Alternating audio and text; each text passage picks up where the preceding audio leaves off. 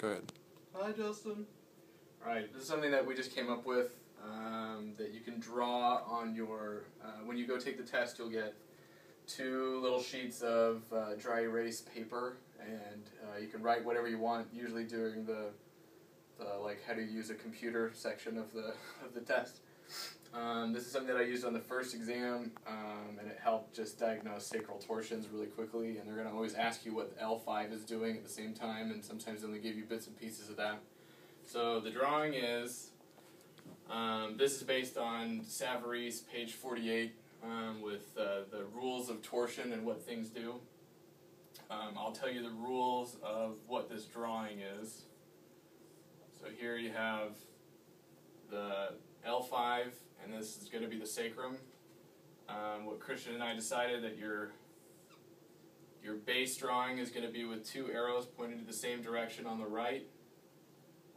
You're going to draw an oval like this representing the spinous process on the same side of these arrows, so everything is on the right so far. Underneath that spinous process, you're going to put a negative sign, opposite of that a positive sign, and then away from the arrows a big positive sign. The big positive sign is a seated flexion test, so you know the seated flexion test on this particular drawing is going to be positive on the left. With the spinous process off to the right, that means it's rotated left, and you're always going to be pointing this arrow to the side of side bending, so we're side bending to the right. And this axis is the oblique axis of a sacral torsion, and that's also pointing to the right, so it's pointing to the same side as the side bending.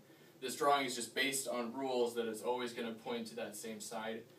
But instead of memorizing the rules, we figured that if you had this drawing and you could duplicate it depending on what data they give you, then you can figure it out from there. So another thing that we were thinking is maybe just write the diagnosis. So since the oblique axis is pointing to the right, it's on a right axis.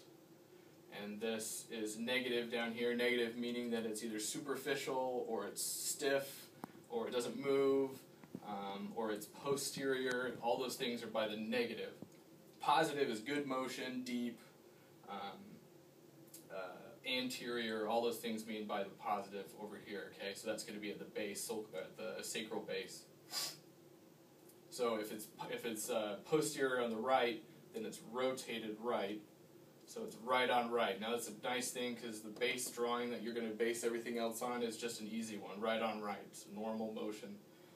That means that since we're pointing to the right for the L5, this is side bent right, and it's going to be rotated opposite, so rotated left, because the spinous process is here, and it's neutral, okay? So that means, neutral would mean that it's a negative lumbosacral spring test, but we'll have positive seated flexion test on the left for this particular diagnosis. Alright, and then Christian, who's our cameraman, is going to read a question, and then we'll solve the question by using this drawing. Alright, so it's in a patient with low back pain, physical exam shows the following. Positive seated flexion test on right, left ILA posterior / inferior, and right sacral base is anterior. Alright, so we have plus, plus, plus. It's already looking kind of like this drawing. So we know that the arrows point away from this positive. So I know that this arrow is going to go over here. That's pointing to side bending for L5. Wherever I put this negative, that means I need to put the spinous process. And that goes in reverse. If I know that it's rotated right, then I know the spinous process is going to be over here, more to the left. And I know that's where my negative is going to be, no matter where my axis is.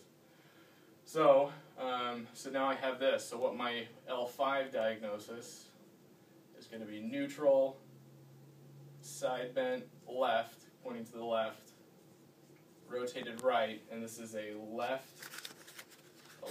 on left torsion.